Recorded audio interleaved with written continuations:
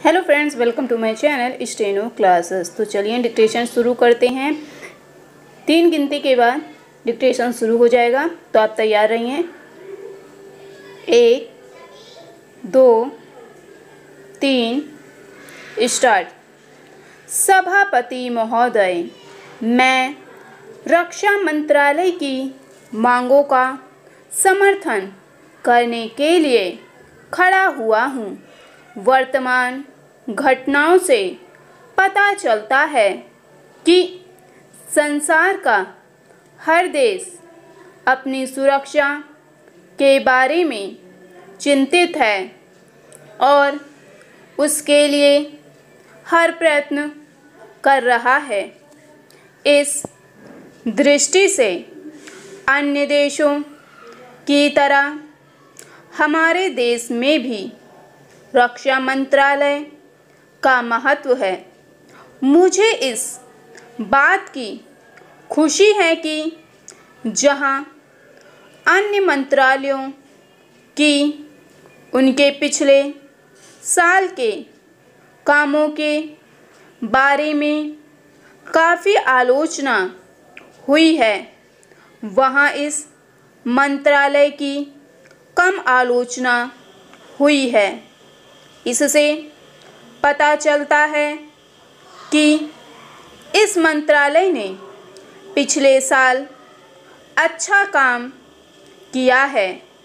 मोटे तौर पर किसी भी देश की सुरक्षा नीति का लक्ष्य यह होता है कि दूसरे देशों, खास तौर से पड़ोसी देशों के साथ मित्रता के संबंध स्थापित हों और हम एक दूसरे के मामलों में हस्तक्षेप ना करें। लेकिन उसके साथ यह भी ज़रूरी होता है कि हम अपने देश की सीमाओं और अखंडता की रक्षा करें। इसलिए हमारे देश का यह कर्तव्य हो जाता है कि हम अपने पड़ोसियों के कार्यों पर पूरी नज़र रखें, क्योंकि आज तक हमारे देश पर जो संकट आए वे हमारे पड़ोसियों से आए हैं। 1965 में पाकिस्तान के साथ जो लड़ाई हुई और उसके बाद ताशकंद में जो समझौता हुआ वह सिर्फ कागज़ पर ही रहा। पाकिस्तान ने उस पर कोई अमल नहीं किया। इस दृष्टि से बहुत ज़रूरी है कि हम अपने देश की सुरक्षा हर तरह से व्यवस्था करें। हमारा उद्देश्य दूसरों पर आक्रमण करना नहीं है, लेकिन यदि हम पर कोई आक्रमण करे तो हम में इतनी शक्ति अवश्य होनी चाहिए कि हम उसका डटकर सामना कर सकें।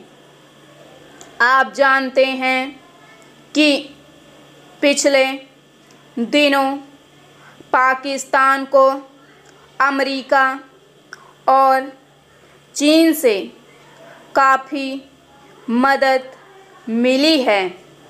रक्षा मंत्रालय की रिपोर्ट में भी कहा गया है कि पिछले साल अमेरिका ने पाकिस्तान को 1500 करोड़ रुपए की फौजी सहायता दी है।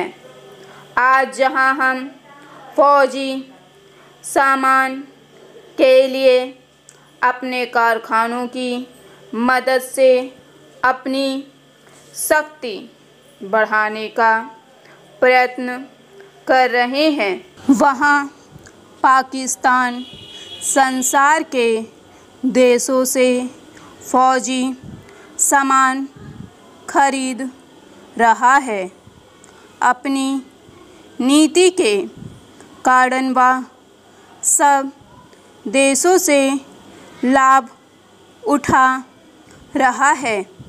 मेरा सुझाव है कि हमको अपनी शक्ति बढ़ाने के लिए संसार के अन्य देशों से अधिक फौजी सामान खरीदना चाहिए।